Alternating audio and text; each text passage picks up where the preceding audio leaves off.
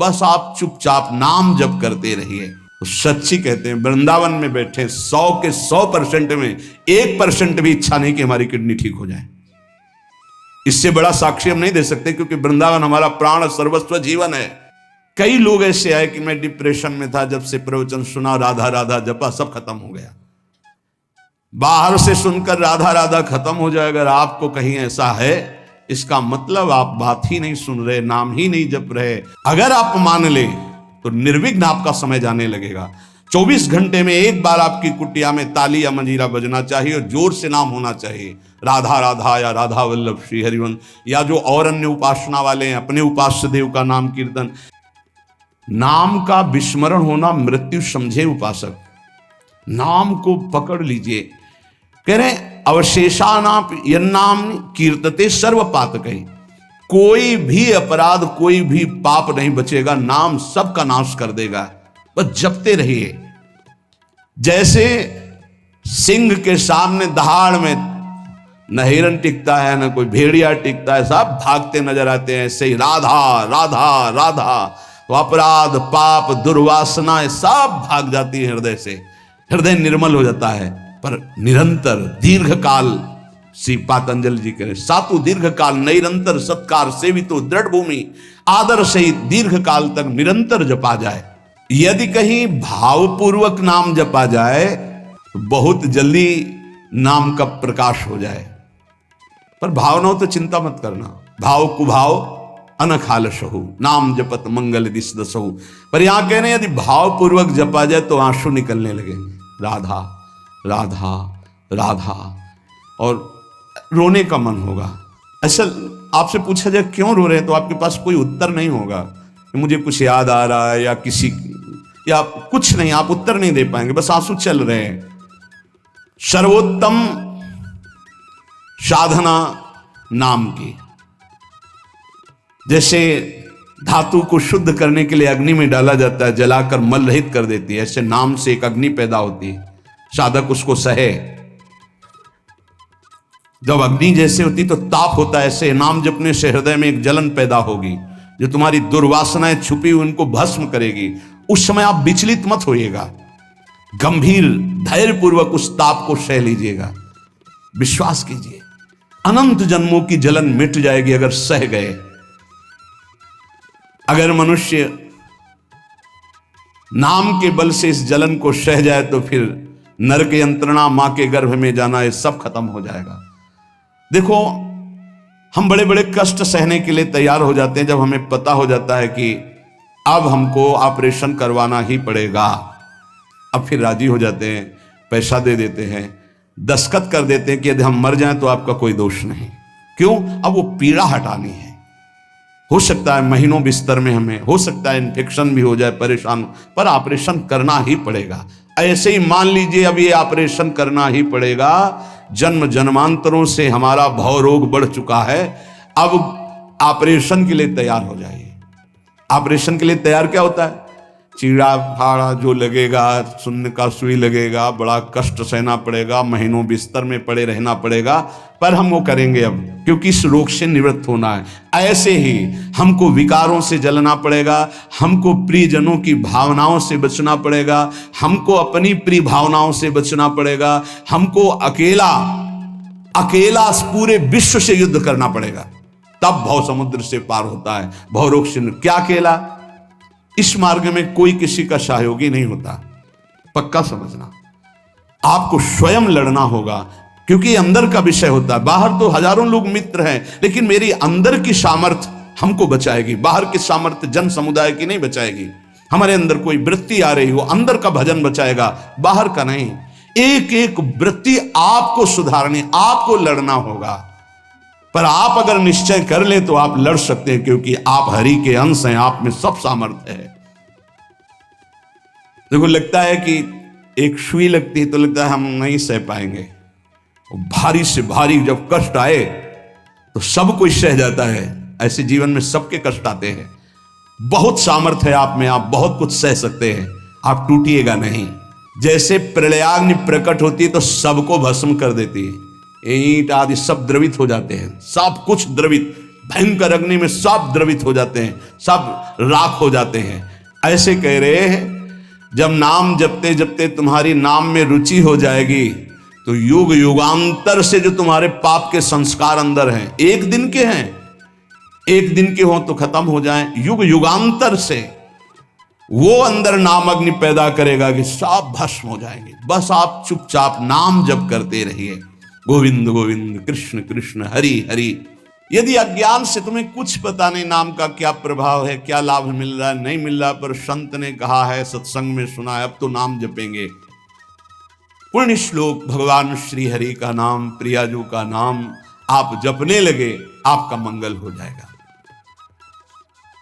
सच्ची मानिए, यदि आप चाहेंगे नाम जप से तो रोग को मिटा देंगे, चाहेंगे तो। पूरे धन्वंतरी जी ने आयुर्वेद का शोध करके देखा तो जो औषधियों में शक्ति पाई गई उससे लाखों गुना बढ़ करके रोग मिटाने की शक्ति भगवान के नाम में पाई गई। जैसे किसी वैज्ञानिक कैंसर के विशेषज्ञ जब उन्होंने सरकार की बात सुनी कि दतून करते हैं ऐसे, तो उन्होंने कहा इसका विज्ञान सपोर्ट नहीं करता है, क्योंकि विज्ञान प्राकृतिक बुद्धि का सपोर्ट करता है। भजन बल से वो किसी के रोग नष्ट नहीं करते थे, बहुत दैन्यता से वो रोग, तो दया आ गई, करुणा आ गई, उस रोग को अपने ऊपर ले लिया और उसके रोग की निवृत्ति कर दी। जैसे भाई जी को करुणा आई, राधा बाबा के रोग को अपने ऊपर ले लिया, उनको रोग की निवृत्ति कर दी। ऐसे महापुरुष जन कर नाम से वो अपने रोग नहीं मिटा सकते थे क्या? अपना पैर कटवा लिया, अपना नहीं करते, क्योंकि लिया है उन्होंने, स्वीकार। यही तो संत महापुरुषों की महिमा गाई गई है कि वो दूसरों के लिए अपने कष्ट को बढ़ा देते हैं और उनको पता नहीं है, उनको पता भी नहीं चल। राधा बाबा को तो श्री कृष्ण चंद्र जी ने कहा कि जो भाई जी महीनों से अस्पताल में पड़े, ठीक नहीं हो रहे, वो आपका प्रारब्ध भोग रहे। तो बाबा जा करके बोल, भाई जी ने कहा क्यों व्यर्थ की बात। जब उन्होंने कहा नहीं श्री कृष्ण ने कहा है, तो उनका बाबा हमें कोई फर्क नहीं पड़ता, लेकिन आपको फर्क पड़ जाता, इसलिए हमने प्रारब्ध को आपके स्वयं ले लिया है। अब आप एक प्रसंग पर ध्यान दीजिए, महाप्रभु चैतन्य देव के जब तीर्थ याटन में महाप्रभु चैतन्य देव विचरण कर रहे थे तो एक नगर में गए, जहां जाते थे हजारों लाखों लोग उनके दर्शन के लिए दौड़ पड़ते थे। महाप्रभु साक्षात प्रेम मूर्ति, और भगवान करुणा करके ऐसे रूपों में आते हैं जगत मंगल करने के लिए। हरि बोल, तो पूरा समुदाय भावावेश में हो जाता, हरि बोल, मोर प्राणनाथ कृष्ण, अश्रुप्रवाह तो सब विकल हो जाते। जैसे भरत जी चित्रकूट में सिया राम, तो पूरा चित्रकूट मानो सिया राम में हो गया हो। उस नगर के लोग परमानंद का लाभ लिए, महाप्रभु चैतन्य देव चल दिए। तो एक वासुदेव कुष्ठी थे जिनके गलित कुष्ठ शरीर में था, वो चल नहीं सकते थे, तो घुटनों के बले से रगड़ रगड़ करके वहां आए। जब वहां आए तो भीड़ लगभग जा रही थी, तो उनका कहाँ गए वो सन्यासी महापुरुष जिनके सब दर्शन करने आ रहे थे, मैं नीच भी दर्शन करने आया, कहाँ गए? बोले वो तो चले गए। बहुत विकल हुए, रो पड़े कि वैसे ही दुर्दशा भोग रहा हूं, एक बार नाम सुना था, दर्शन पाने के लिए आया, वो तो चले गए, हाय अब कैसे, मैं चल भी नहीं सकता, दौड़ भी नहीं सकता। इतनी विकलता कि महाप्रभु एकदम खड़े हो गए और दौड़ पड़े वापस और लौट करके आए। ओ जेव देखा सामने गौर वर्ण गौरांग महाप्रभु, चिल्ला कर रो पड़े, अरे करुणा में प्रभु। बोले सिर्फ आपके लिए आया हूं, सिर्फ आप। अब आप देखिए, महाप्रभु ने पकड़कर खड़ा किया, वो रो रहा, छुओ मत, मेरे शरीर में पीप है, दुर्गंध है, प्रभु मैं नीच हूं, छूने लायक नहीं। प्रभु ने खड़ा किया और ऐसे जीव ही गले से लगाया, वो तो चीख पड़ा, प्रभु आपके इस परम पावन देह के स्पर्श लायक ये दे नहीं, नाथ आपके शरीर में पीप लग जाएगी। महाप्रभु ने बिल्कुल नहीं सुना और ऐसे गले से लगाया और कहा, तुम्हारे स्पर्श से श्री कृष्ण के आलिंगन का सुख मिल रहा है। जे भी आंख खोलकर वासुदेव कुष्ठी ने देखा तो कहीं कोई कुष्ठ नहीं। वैज्ञानिक मानेंगे इसे? आप चैतन्य चरित्र में पढ़ लीजिए, जे भी महाप्रभु चैतन्य देव ने आलिंगन किया, एक भी कुष्ठ का दाग नहीं रह गया। क्या हुआ? कृष्ण नाम का प्रभाव। एक आत्महत्या करने जा रहे थे, गलित कुष्ठ था। भाई जी के पावन चरित्र में पढ़ लीजिए।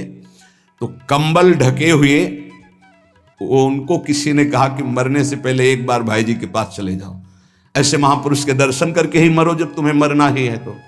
पर एक बार उनका उद्देश्य था कि भाई जी के पास जाएगा तो इसका विचार बदल जाएगा, आत्महत्या का जो है ये विचार नहीं रहेगा। भाई जी ऑफिस में थे, किसी ने कहा कोई बहुत अपने शरीर को ढके हुए केवल आंख दिखाई दे रही और रो रहा है, कह रहा है एक बार भाई जी के दर्शन करा दो। भाई जी तत्काल भावावेश में हो गए और बुलाया, हाँ क्या सेवा करे, क्या बात, आप क्यों रो रहे हैं? उन्होंने कहा कि प्रभु मैं बहुत पापी और नीच हूं। नहीं नहीं भाई ऐसा मत बोलो, क्या बात है, आप कंबल से अपना मुख क्यों ढके, हटाइए। तो जे भी हटाया तो घाव पीप पूरे शरीर में, गलित कुष्ठ, पापों का बड़ा भारी दंड। सहम गए देखकर भाई जी। उनका नहीं नहीं कोई बात, बोले बस मैं आपके दर्शन करके आत्महत्या करना चाहता हूं, कोई भी मुझे कहीं समाज में कोई ठौर नहीं, सब मुझे घृणा की दृष्टि से देखते हैं, इसलिए मैं अपने भाई जी ने कहा नहीं नहीं तुम्हारे ऊपर श्री कृष्ण की कृपा है। ऐसे जे भी आलिंगन किया कुष्ठ गायब, चरित्र में पढ़ ले। क्यों? क्योंकि नाम जप है, संकल्प किया उसके संपूर्ण पाप नष्ट हुए, भस्म हुए, रोग गायब। रोग कहां से होता है? पाप का दंड है, रोग खत्म हो गया। कितना भी बड़ा रोग हो जो किसी और औषधि से न खत्म हो रहा हो और नाम जब किया जाए और संकल्प कर दिया जाए कि रोग ठीक हो जाए, तो हरिनाम औषधि से बड़ा असाध्य रोग भी ठीक हो जाता है। बोले कर लो अपनी किडनी ठीक, बीमार तो हो आप। तो सच्ची कहते हैं वृंदावन में बैठे 100 के 100% में 1% भी इच्छा नहीं कि हमारी किडनी ठीक हो जाए। इससे बड़ा साक्षी हम नहीं दे सकते, क्योंकि वृंदावन हमारा प्राण सर्वस्व जीवन है। 1% 100 में नहीं कि ठीक हो जाए, जैसे चला रहे वैसे चलाओ। अब इससे हमें ठीक होने का तात्पर्य नहीं, क्योंकि जो ठीक होना चाहिए वो ठीक हो गया। हम भले हैं, बुरे हैं, नीच हैं, अच्छे हैं, जैसे हैं। अपनी प्रियाजू के ठिकाना मिल गया गोरे चरणारविंद का, इसलिए इसकी जरूरत नहीं है। आप चाहे 100 वर्ष रखो, चाहे 1 सेकंड में इसको बुला लो, कोई परवाह नहीं इसकी। 100 गोपाल शास्त्र नाम का रोज पाठ करते थे, गिरिराज जी की परिक्रमा करते थे, पूरा जीवन हो गया था। और पैरालिस आदेश शरीर में उनके हो गया, लकवा जिसे कहते हैं, लकवा ही तो कहते हैं हिंदी भाषा।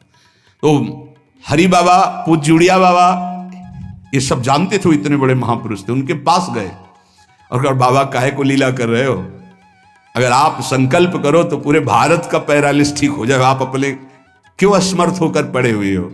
तो उनका बाबा विनोद क्यों करते हो? क्या मच्छर मारने के लिए ब्रह्मास्त्र का प्रयोग किया जाता है?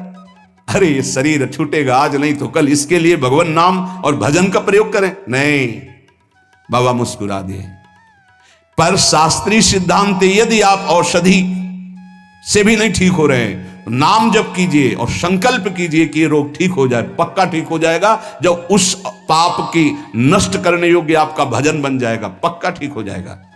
जिनके स्मरण और नाम कीर्तन से संपूर्ण मानसिक चिंताएं, शारीरिक रोग और भी व्याधियां, वो सब नष्ट हो जाएंगी नाम से। मानसिक चिंताएं, कई लोग ऐसे आए कि मैं डिप्रेशन में था, जब से प्रवचन सुना, राधा राधा जपा, सब खत्म हो गया।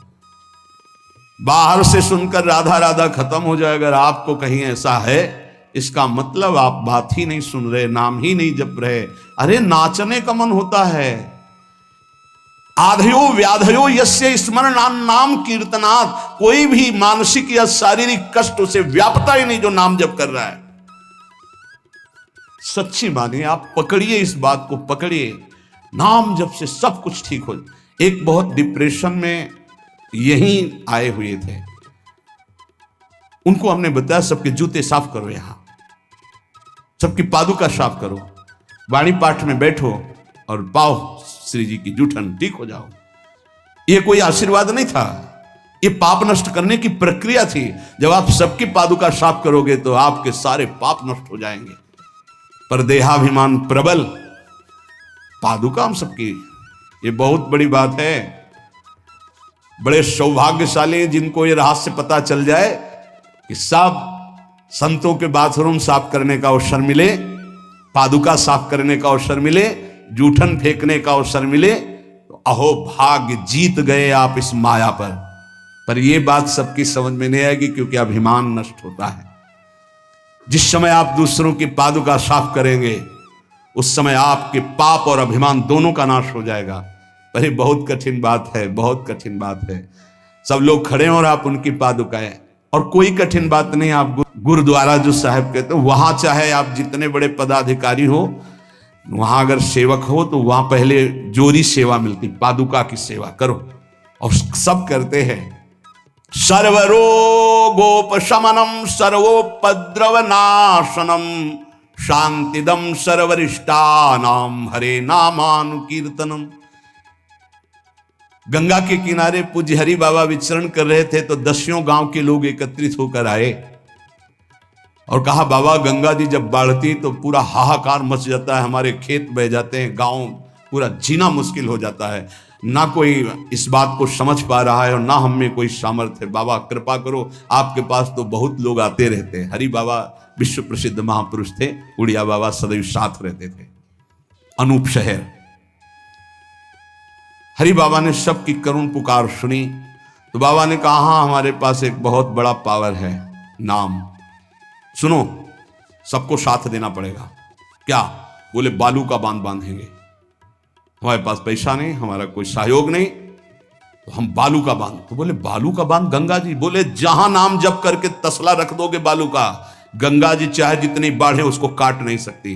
तो जानते हो अब तो बहुत बड़ा बांध बना हुआ है, उसको हरि बाबा बांध से ही कहते हैं, हरि बाबा के नाम से ही बांध।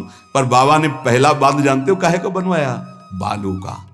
भर भर के बालू, नाम उच्चारण हो रहा है, हरे कृष्ण हरे कृष्ण, बाबा यह कीर्तन करवाते थे। और ऐसे तसला फावड़े में भरा जा रहा है, कृष्ण कृष्ण कृष्ण, और रखा जाता है कृष्ण। बोले गंगा जी की सामर्थ्य नहीं कि काट दें। ऐसा ही हुआ, गंगा जी बहुत बढ़ी पर दिशा बदल दी, बांध का स्पर्श ही नहीं हुआ। और आगे चलकर जब पता चला कि बाबा ने ऐसा बांध, तो फिर सब मिलकर सरकार ने भी बहुत सुंदर बांध बना हुआ है और वहाँ आज भी कीर्तन अखंड चलता रहता है। बहुत बड़े बड़े महापुरुष वहाँ बैठ करके साधन भजन भी किए। हरि बाबा उड़िया बाबा जब थे तो भाई जी महाराज बड़े बड़े संत जाकर वहाँ सत्संग करते थे। नाम का प्रभाव गंगा जी ने नहीं स्पर्श किया, उस बांध को जो बालू का बांध दिया गया। आप समझते क्या? नाम में अपार। कैसे कोई वैज्ञानिक मानेगा इस बात को कि ये नाम का प्रभाव? रोज नाम कीर्तन में वर्षों से एक भक्त जाते थे। बाबा ने पूछा, देखो अगर संत किसी को पूछते हैं तो आप ये समझ लो कि आपके जन्म जन्मांतरों के सुकृत सफल हो गए कि आप उनकी स्मृति में हैं। वैसे तो दृष्टि नहीं जाती, पर सब जब जहां अपनापन हो जाता है दृष्टि, वो भगत नहीं दिखाई दे रहे, तो उनका प्रभु तो आज ही पधार गए बिना कीर्तन के।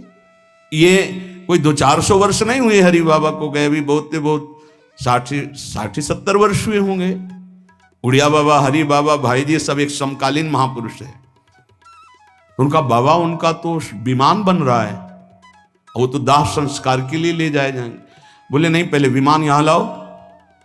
बाबा घंटा बजा करके बोलते, हरि बोल। मारा घंटा में ध्वनि हरि बोल का, विमान की रस्सी खोल दो। 2-4 बार घंटा जे भी बजा, उठ के बैठ गया। बोले ये कीर्तन के बिना कैसे जा रहे हो? अब आप ये वैज्ञानिक कोई मानेगा? ऐसा कैसे हो सकता है? अरे कर तुम अकर तुम अन्यथा कर तुम, जहां सुई का धागा नहीं जाता वहां से अनंत ब्रह्मांड पार कर दे, उसे परमात्मा कहते हैं, उसे भगवान कहते हैं। कीर्तन हुआ, बोले अब जाओ हमारे हरि के पास। तत्काल मूर्छाई, शरीर छूटा, विमान पे चिता। ये हजारों की भीड़ के बीच में हुआ, कोई अकेले एकांत में नहीं हुआ। कई लोगों को प्रश्न हुआ कि बाबा की वास्तविक किडनी खराब है। किडनी के मरीज नहीं है, शरीर किडनी का मरीज है। लेकिन जब हम होते हैं तब किडनी के मरीज नहीं होते, और जब किडनी के मरीज होते तो हम नहीं होते। ध्यान रखना। अब ये तुम समझ पाओ तो समझ लो। इस समय हम मरीज नहीं हैं, इस समय डॉक्टर हैं हम। अभी जब इससे उतरेंगे तो मरीज हो जाएंगे, पकड़ लेंगे लोग, वहां खड़े करेंगे। ऐसे बैठे रहेगा, चलता रहेगा। ये केवल राधा नाम का प्रभाव समझो, ये केवल राधा प्रताप है, श्री जी का प्रताप है ये नाम प्रताप है। जब साधु नहीं रहता ना तो उसकी जीवनी में लिखा जाता है, तो बोले अच्छा ऐसा था, और जब सामने है तब समझ में नहीं आता, माया समझने नहीं देती। यही माया का है कि जब तक श्री कृष्णचंद्र जी अपने परिकर में रहे द्वारिकापुरी में, तो जल्दी कोई जान ही नहीं पाया कि ये द्वारिकाधीश बने हुए अनंत ब्रह्मांडों के स्वामी हैं। पक्का ऐसे भगवान और भक्तों की लीलाएं होती हैं। सच्ची कह रहा हूं, ये हमारी कोई महिमा नहीं, राधा प्रताप है कि कैसी भी परिस्थिति हो, ये जस गवाना ये उनके प्रताप से हो। कौन सा ऐसा सर्व रोगापशमनम सर्वोपद्रव नाशनम शांति प्रदम सर्वरिष्टानाम हरिर नामानुकीर्तनम। कोई भी अरिष्ट ग्रह नक्षत्र भूत प्रेत, लोग कहते हैं हमारे घरों में बाहरी चक्कर है, 1 घंटा का नाम कीर्तन करवाओ, कोई चक्कर रह जाए तो बताना, पर नाम कीर्तन नहीं करवाओगे, पक्का हमें पता है। इसमें श्रद्धा हो सकती है तुम्हारी कि ले जाओ ये गाड़ देना घर में, लेकिन नाम कीर्तन जो लोक परलोक सर्व पाप का नाश करने वाला, नाम संकीर्तनम यस्य सर्व पाप प्रणाशनम, जहां तक नाम कीर्तन जाएगा वहां तक सबका मंगल होगा। मीरा जी को एक भूतिया घर में रखा गया कि अब ऐसे नहीं मरी तो यहां तो भूत ही मार डालेंगे। मीरा जी ने गिरधर को विराजमान करके जे भी धूप आरती की, धूप की गंध जितने भूतों को लगी सब परम पद के अधिकारी बन गए, सब परम पद के अधिकारी। क्या भगवत आराधना, कौन सा ऐसा अरिष्ट है जिसका नाश ना हो जाए, लेकिन कोई समझते नहीं। राधा राधा राधा नाम के बल से, भगवत चिंतन के बल से सब कुछ ठीक हो जाता है। सच्ची कह रहे, सब कुछ ठीक हो जाता है। संकीर्तमानो भगवान अनंत। एक बार जो हमारे सन्यासी गुरुदेव भगवान थे, बिल्कुल साधारण बात, गांव के लोग, महाराज जी हमारी भैंस बहुत बीमार हो, वो मर गई तो हम गरीब आदमी मर ही जाएंगे, क्योंकि उसी के दूध से परिवार चलता है। हम छोटे थे, गुरुजी के पास नीचे बैठे थे, गुरुजी तखत में। अरे भैया हम तो कोई पशु के डॉक्टर थोड़ी हैं। कहा स्वामी जी हमें पता है आप कर सकते हो, एक अपनापन होता है। तो ऐसे नारियल का कमंडल रखा था, उनका नारायण नारायण नारायण कटोरी में डाला और कहा ले भैंस को पिला देना। अरे भैंस ठीक हो गई। अब जितने भैंस हो गाय के थे सब वहां भीड़ लगने लगी। गुरु जी ने कहा भैया पशु के डॉक्टर थोड़ी, वो बेचारा गरीब आदमी था, ऐसा कह रहा। संकल्प कर ले और संत कह दे तो क्या नहीं हो सकता, क्या नहीं हो सकता। जाओ तुम्हारा मंगल हो जाए, तो उनके पास भजन है, उसके बल से मंगल हो जाता है। ऐसा थोड़ी कि वो कोई सिद्धि जानते कि तुम्हारा रोग नष्ट कर देंगे, जाओ तुम्हारा मंगल हो जाए। उनके पास नाम बल है, उससे हो जाता है। जब अनंत महिमाशाली भगवान का नाम जब किया जाता है तो नाम चित्त का मार्जन करके, जैसे सूर्य उदय होता है तो अंधकार नष्ट हो जाता है, ऐसे हृदय में ज्ञान प्रकाशित कर देता है। इतना नहीं कि वो पाप नष्ट कर देता है, विघ्न नष्ट कर देता है, विशुद्ध ज्ञान प्रकाशित कर देता है। एक बड़ा रहस्य की बात इसमें कह रहे हैं, जो हमारा प्रारब्ध भोग है ना, नाम से इसको 1 मिनट में मिटाया जा सकता है, किसी के भी, अपने या दूसरे के। लेकिन हम बहुत बड़ा प्रारब्ध मिटा रहे हैं। अनंत जन्मों के कर्म संस्कार जो हमें बार बार जन्म मरण के चक्र में फंसाते हैं, वो आखिरी जन्म होना है, इसलिए इस शरीर के प्रारब्ध तो सह लेते हैं, और आगे के जितने पीछे के जितने सबको भस्म करके भगवत प्राप्ति कर लेते हैं।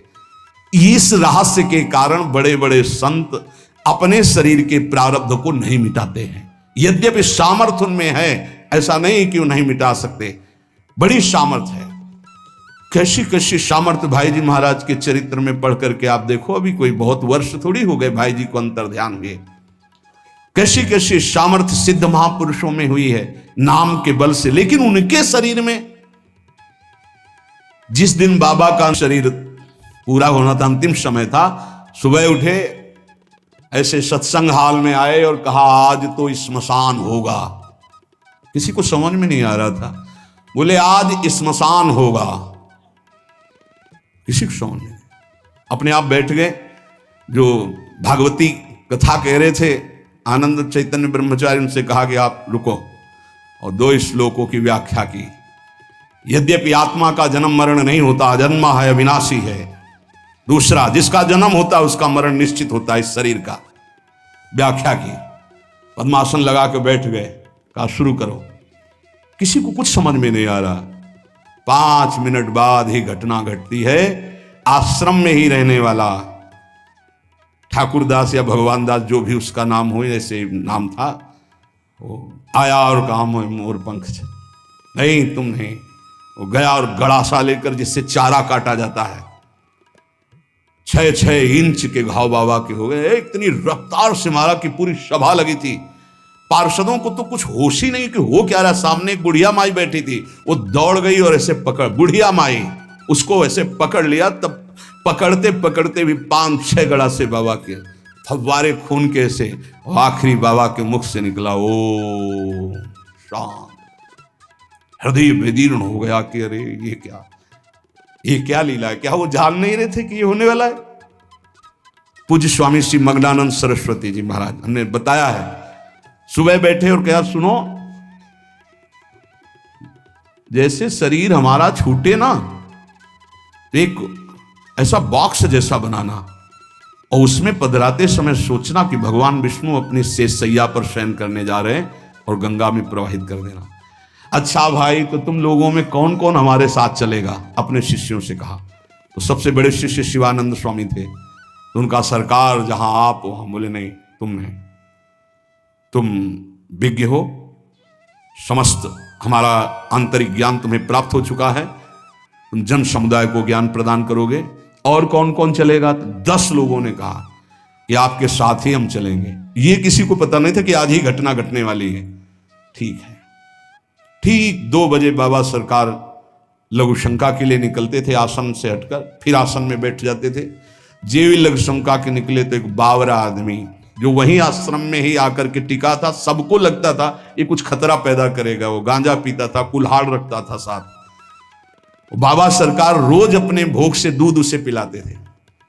जेवी लघु शंका को निकले 8-10 कुल्हाड़ ऐसे महापुरुष के जो अस्थिमात्र होए रहे शरीरा, योग के पुंज एक ही समय में कई जगह पाए गए। ऐसे सिद्ध महापुरुष मग्नानंद सरस्वती जी महाराज एक ही समय में कई जगह पाए गए। बाबा सरकार को लोहू लोहान हो गया। आए उस स्थिति में सब अधकटे अंग सिद्धासन में बैठ गए। वो पीछे आया और जिन 10 लोगों ने कहा था साथ चलेंगे, साहब को मार के, और जिन लोगों को बाबा सरकार ने कहा था नहीं, एक भी खरोच उनके शरीर में नहीं आई और भाग गया। मानो काल ही ऐसे, उनको पता था। ऐसा नहीं कि भजनानंदी महापुरुषों को पता नहीं होता कि अब क्या होने वाला है, पर वो भगवान के रहस्य को वैसे ही रखते हैं जैसा भगवान चाहते हैं। क्या पूरे जीवन भर महान तप, परिणाम अंत में तो ये परिणाम थोड़ी है। भगवान करुणा निधान बड़ी प्रसन्न मुद्रा में पीपल के नीचे, बहेलिए ने देखा श्री चरण का तलवा तो ऐसा उसको भ्रम हुआ कि हिरण का मुख और माला तान के बाण भगवान के चरणों में। जो ही नजदीक गया देखा द्वारिकाधीश भगवान कांप गया। भगवान ने कहा मम इच्छा कह दीन दयाला। तुरंत दिव्य विमान आया और उससे कहा इसका फल है कि तुम परम पद में जाओ। और भगवान अंतर्धान हो रहे, निमित्त बनाकर वो सशरीर भगवान अंतर्धान। भजन करने से इसका कोई लेना देना नहीं रहता कि शरीर को रोग है, कि शरीर कैसे छूटता है। इतने महामहिम बक्सर वाले पूज्य मामा जी महाराज, अद्भुत संत, जिनको मामा जी ही इसलिए कहा जाता था कि जानकी जी पर दृढ़ भाव था, मेरी बहन है, मेरे बहनोई राम जी हैं। शायद इनमें से किसी लोगों ने दर्शन किए। बहुत ही करुणा मूर्ति। अगर कोई वैष्णव झुकता है तो लाठी रख करके प्रणाम करें। हमने काशी में और यहां वृंदावन में भी दर्शन, बड़ी सभा में सर्वश्रेष्ठ सम्मान दिया जा रहा था। और जब उनको बोलने को हुआ तो उन्होंने कहा मां अपने गोद पर बेटे को बैठा लेती तो ये कोई सम्मान बेटे का नहीं होता है, ये मां का दुलार होता है। ऐसे आप सब महापुरुषों ने ऐसी वाणी, ऐसी दैन्यता, और शरीर कैसे पूरा हुआ जानते हो? जा रहे थे भगवत कथामृत पान कराने, गाड़ी का ऐसे राधा अंतिम शब्द था जो पास थे, राधा बरसाने से दर्शन करके गए थे, राधा किस हेतु से कैसे जाते हैं इसका निमित्त नहीं, कहां जाते हैं ये बात है। श्री जी के पास गए।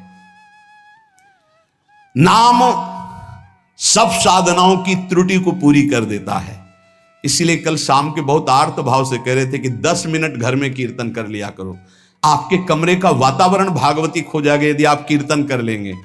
पर सुन लीजिए हमारी बात, माइक से कह रहे हैं तो भी नहीं सुनाई दे रहा है, नहीं सुनाई दे रहा है, इसका मतलब आप कर नहीं रहे। अगर करते हैं तो सुन रहे हैं आप। 10 मिनट आप चाहे गृहस्थ हो चाहे विरक्त हो, 10 मिनट कीर्तन कर लीजिए, आपकी कुटिया का वातावरण भागवतिक हो जाएगा, कोई आपको मानसिक विघ्न नहीं होगा। 10 मिनट कीर्तन कीजिए, अगर आप मान ले तो निर्विघ्न आपका समय जाने लगेगा।